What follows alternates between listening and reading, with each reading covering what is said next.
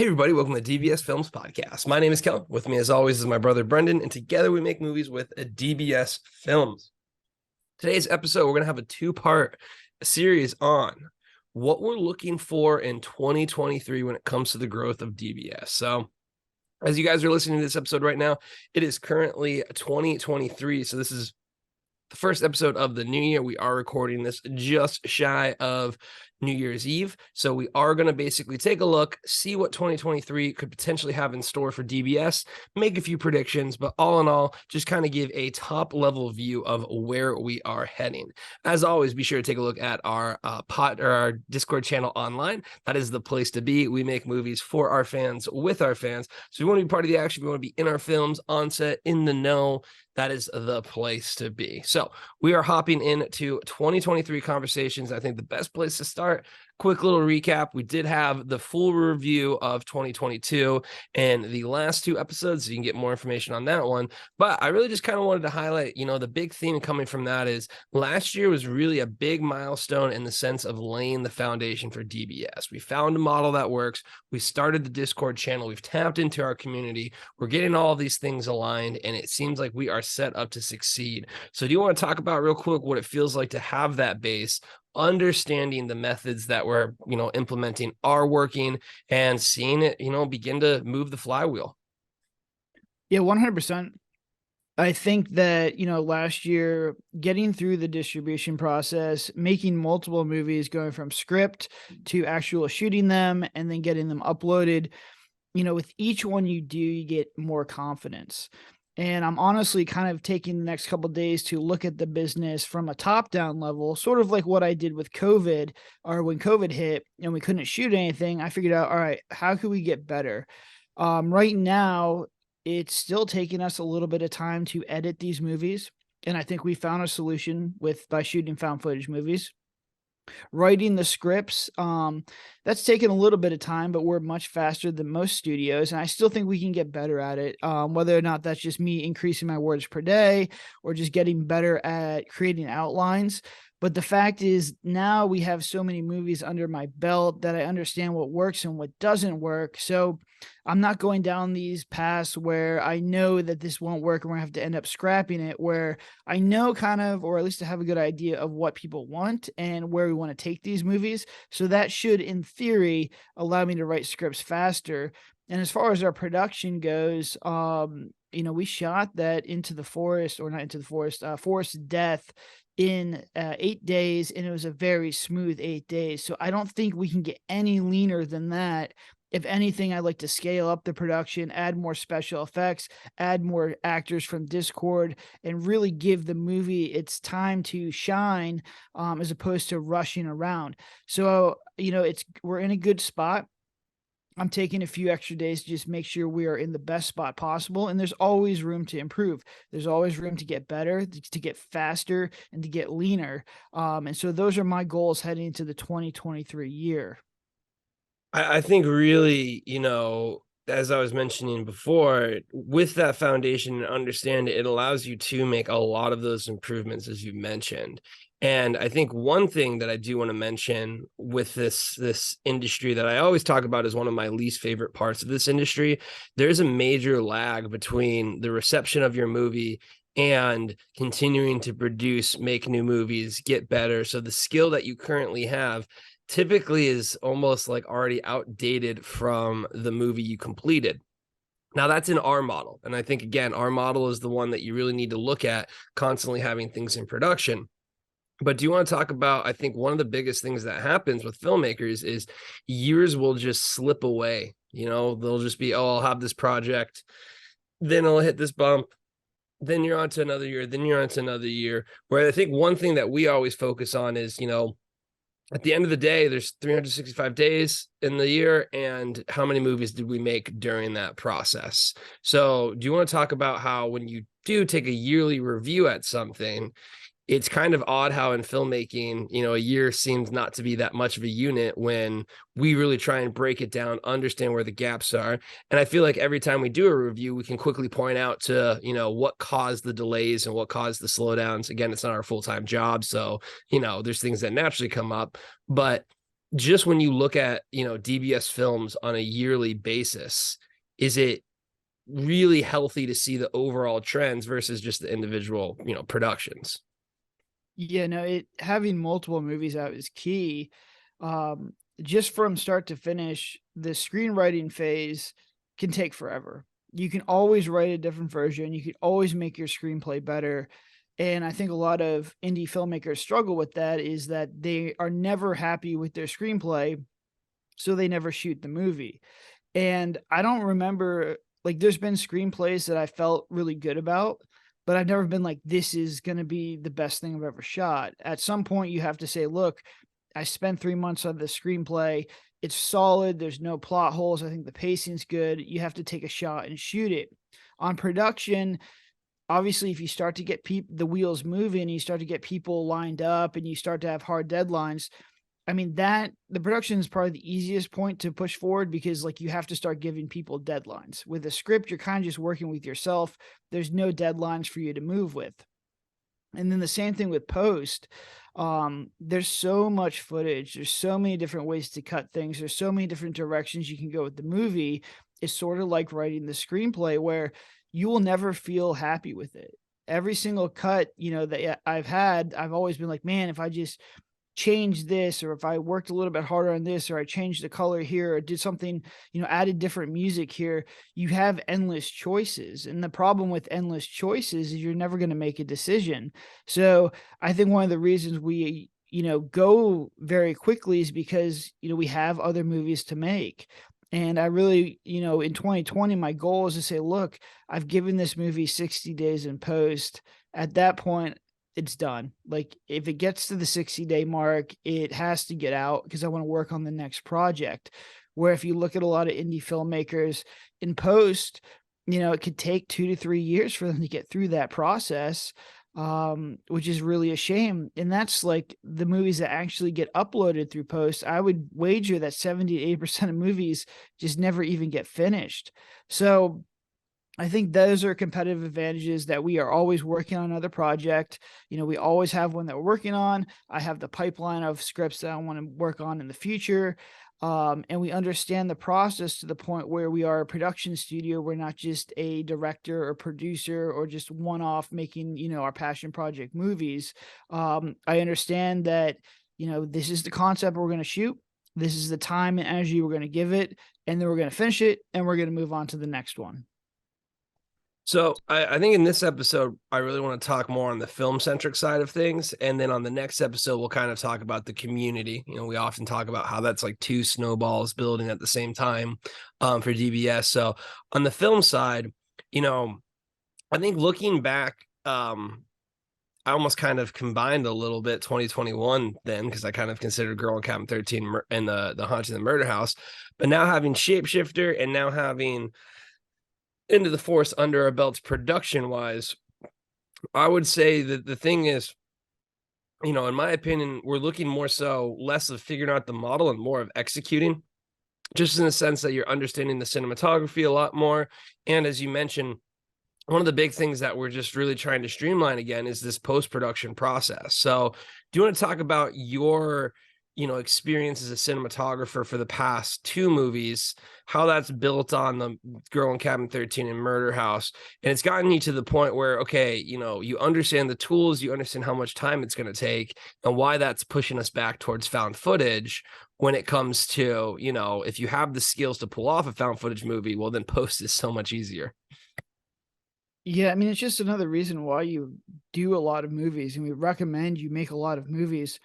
The exponential gains on just writing screenplays, being the cinematographer, directing and working with actors, and then fixing problems in post, going from Girl in Cabin 13 now to, Into the Forest 2. With each one, you're taking such a giant leap. Like, everything gets better every single time. And if I had the ability to show other filmmakers how much better you get at these movies quickly, as in like from one movie to the next, you get so much better. And just to give you an example, go look at the cinematography in Murder House. I wasn't happy with the lighting situation. I spent a lot of time working on lighting and cinematography techniques to really try and cheat the Netflix look. And I think Shapeshifter is a huge improvement over that. And then you have Into the Forest, which is found footage. But just looking back at the other ones on the screenplay aspect, I think our pacing in this one is by far the best one yet.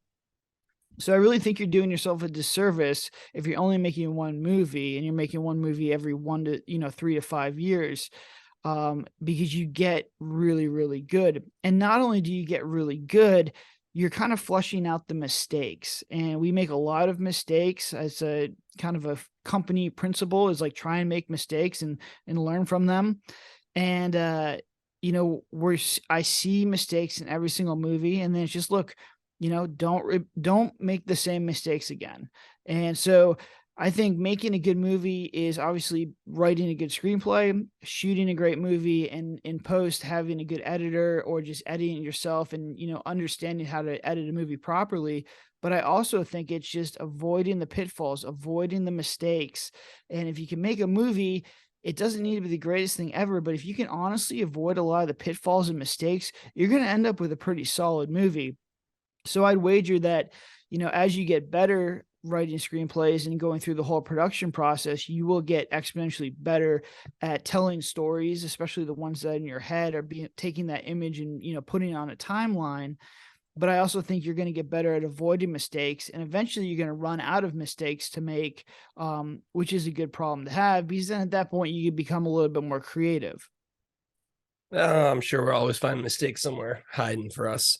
But I think that's a great point, in the sense that, we're just going to be learning so much more when it comes to each film. We've learned a lot. So let's kind of talk about, again, we focused in on found footage. Huge shout out to Ashley, as always, for kind of, giving us a little tilt to look back down that pathway. We've completed Into the Forest. And, I really just kind of want to talk about it from a stylistic point of view. I think the big goal that, we've been kind of announcing is 4 movies. And we've always talked about, we dictate how many movies we can film in a year is really one of the major key KPIs based on everything that we're talking about. But how do you feel about 4 movies found footage for next year? Because I know I feel incredibly confident about it. Yeah, I feel pretty confident in doing that. I don't think there's a reason why we shouldn't be able to do that. And we almost had 3 movies this year, and we really didn't shoot anything January, February, or March. So if we were to pull in the Roger project in December, like we wanted to, and then we just shot something in January, we're at the 4 last year.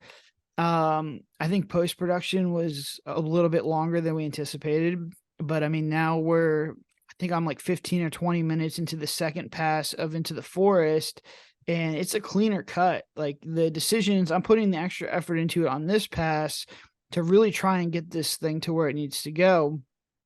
And I think if this pass is pretty solid, it might just need one more, and then we'll be ready to show it to the Discord. So you're looking at a much faster, like, post-production timeline, which is, the key, because that was always our problem last year. I think, having Murder House and Shapeshifter into these long post-production areas, it's a lot of pickup shots. And it's just, learning how to become an editor and understanding how to fix problems quickly and how you actually want to shoot your scenes. It just comes from reps. It comes from experience. And I don't know if it's from found footage or if it's just the fact that, after doing Shapeshifter, I'm a little bit more seasoned, because that was an extremely difficult movie to edit. But as long as the post-production continues on the pace I have now, I don't think it'll be an issue. Screenplay writing is going to always be a little bit tricky, but I'm hoping to kind of negate that problem by either shooting a found footage Girl in Cabin 13, so we have a Girl in Cabin 14, and I do want to revisit the Murder House and make it completely found footage. So those are 2 movies that we've done before.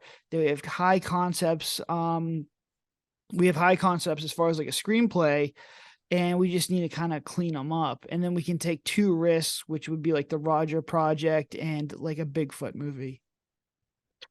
So you totally spoiled what my next question was going to be, which was we got 4 movies. Let's kind of talk about them, what the main concepts are. You know, we have a ton of concepts, and I feel like recently we've just been going back and forth. For instance, the one on The Exorcist found footage, I think is going to be something really cool. So there's a lot of different ideas that are moving there, but I think it's a good place to kind of narrow in just on the film side of what movies you might be expecting coming down the DBS pipeline. So first one we're talking about now is the Roger Files. And to us, the Roger Files, I think, is our test back into the micro elements of filmmaking. And I think we always do this here and there. I think Into the Forest was kind of a pullback just because it was found footage, but really there's a lot in that movie in the sense of you do have cruising, you have a lot of things like that. Whereas we're trying to basically, have Ben go out there and just kind of see what you can pull out of a really good solo acting experience with found footage, because that then, is something that really gives you a good baseline. So do you want to talk about what you're expecting for the Roger Files and almost kind of what you want to learn from it too? Yeah, I mean, I've always wanted to just work with one actor or just have a couple actors in a production, just because of the nature of being the cinematographer and pretty much having to run the set as well. I don't have a assistant AD, or Dylan really helps me with a lot of stuff. Kel helps me with a lot of stuff, but there's just a lot of like stuff that I have to worry about, especially with how fragile these sets are. Where if we had a project where where time wasn't as much of an issue, and we only had to work with one actor, and I've worked with Ben before and I'm in constant communication with him. I feel like we have a good understanding of what we're trying to get with this project. That being said, I keep digging in the script and it just keeps getting better, and then I'm adding things to it. So I don't know if I would even consider this one as minimalistic as I really wanted it. But I think one thing that we really struggle with horror is taking the actors and putting them in environments where something scary is happening, whether that's a sequence or a pop scare. We're just not there yet as far as like just acting wise and directing wise, and really getting that tension. So the goal of the Roger project is just put him in 10 to 15 really scary sequences and try and really hone in and make these things as scary as possible. And, we want to make sure it's completely action packed from start to finish. But I think that's going to be, a big time learning lesson for us is to, all right, what pop scares can we work? What scary sequences can we build? How do we build tension all the way through and then end with like a climax? And just having him out there, it'll be very dialogue minimal, as far as like he is such a good improv actor that he'll be able to kind of give these scenes life. But it'll give me a lot of reps as far as like really making sure we're getting much better at making these scary sequences and keeping that elevated horror all the way throughout. I think now with our movies, some scenes hit and they do really well, but then we're still missing on a lot of them. And I'm not sure if that's just filmmaking in general, but I'm going to try and flesh it out and really try and figure out like what makes a really good sequence, versus one that just kind of misses. Yeah, I think that's going to be a really good test the water type things when it comes to, getting more experience working with an actor and then really trying to hone in on those beats.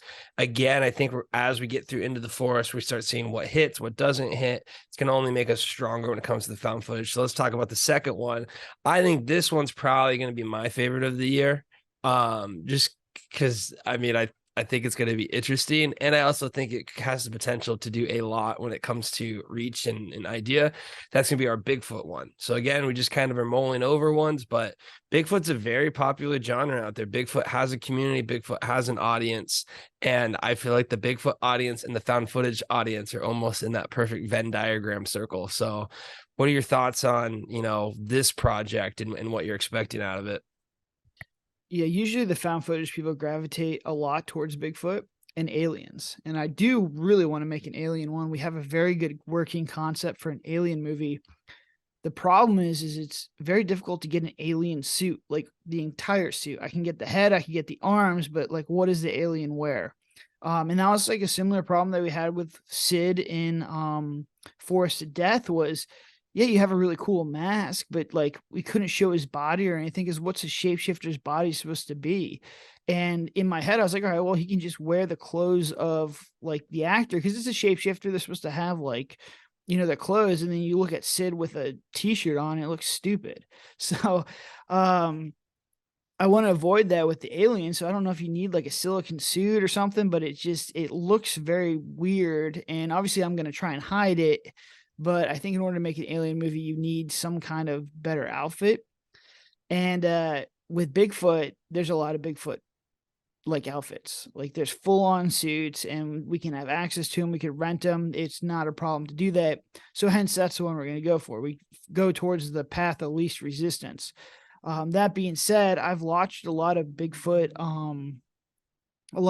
found footage movies, and a lot of them are just slow and they're kind of boring and there's, they're not technically sound. There's some good ones in there, but I feel like we have a good shot at making some really good Bigfoot movies.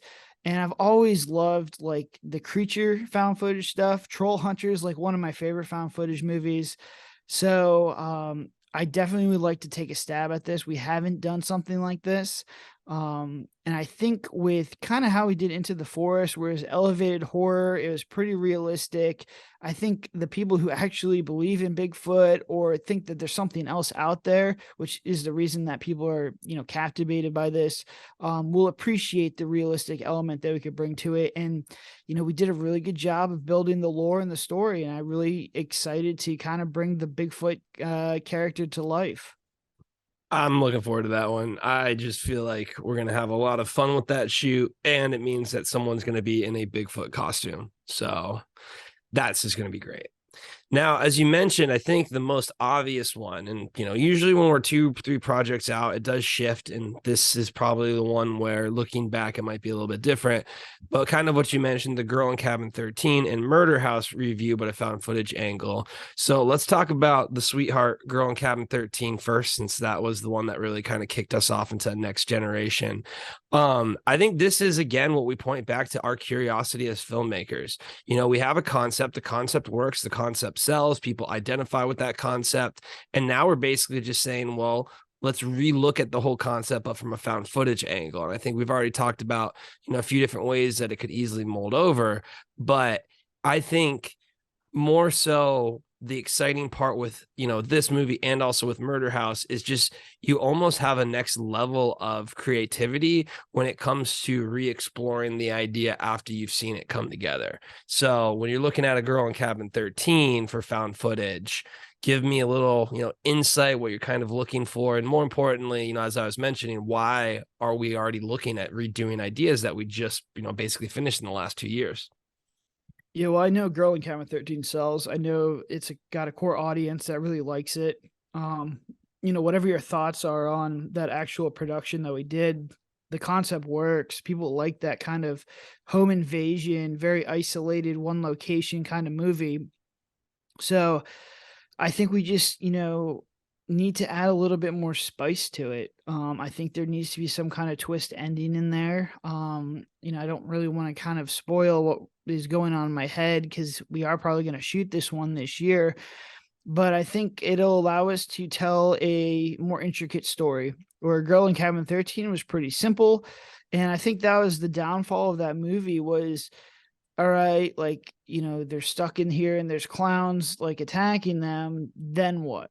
And we never really got to the then what. It was just kind of like it hit a moment of tension, and then that tension just kind of flatlined till the climax. I thought the climax was pretty good, but I think we have to find a better way to just add a little bit more suspense, a little bit more thriller element to it. Like I think that if we can make Cabin 13 just a little bit more horror thriller, as opposed to just kind of like what it was before, it was just kind of like a horror movie.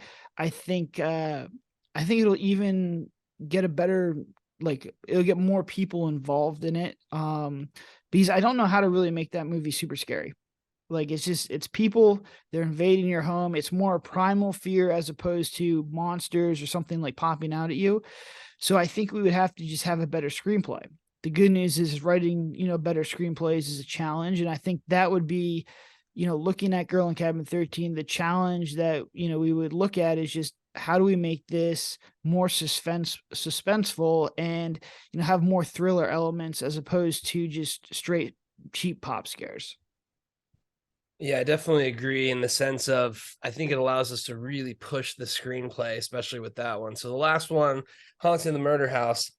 And I think the fun one with this is, I mean, is there not another movie that we have is so clearly meant for found footage, so much so that even the blurb kind of pushes in the degree of found footage with what we have. People already consider it a hybrid movie for what we're doing with the streams. But I think The Murder House is a very very good concept that I think can always be so easily scaled with us. You know what I mean? We get a bigger house with the basement, that concept comes right back up to life. We're doing found footage, it comes back to life. So what would you say you're looking forward to in Murder House? And I would say for me, it's that one is just, I almost feel like that was meant to be found footage and we made it cinematic because we hate found footage. Yeah, I mean, it's gonna be the same movie. I think I'm just gonna spend more money on special effects and a location as an attic and a basement, and just move the Ouija board scene up earlier and shoot found footage. I mean, it's gonna be pretty straightforward. Maybe we'll change up a little bit, but I do like to bring Mo back because I do like that guy. Maybe just add like a little bit more twist to it, but I mean, I think we did a good job in Murder House. It was just like that was a movie that should have been found footage, that was cinematic. And, I'd like to take a stab at it, knowing how much better we've gotten. I think the movie will be that much better. And I think we just got to clean up a few things in the screenplay. But for the most part, I really like that screenplay. And then just all the budget's going to go to having a basement and an attic and, just the best special effects that we can afford. Oh, yeah, that's going to be a good one. Mo's coming back. So that's going to go ahead and wrap up part one of our looking forward to 2023, basically the movies that we're doing. In the next episode, we're really going to talk about more of the performance of the movies, also what we're looking at doing with the community and a bunch of other goals there. But you've heard it right here. We got to make 4 movies or else Brendan is a massive failure for 2023. So be sure to hold him to that, everyone. But again, I think, as I mentioned at the beginning of the episode, I'm more confident now than ever, just because we do have such a solid footing beneath us. We have a solid understanding here. And I mean, the movie sets they seem to be getting a lot easier. And the ones that are tougher for reasons that we know we usually are just biting off a bit much. So with that being said, be sure to take a look at us online, take a look at our Discord channel if you want to be part of the action. We make movies for our fans with our fans. So if you join our Discord, you have a chance to be in one of these 4 upcoming movies. But until then, have a good one.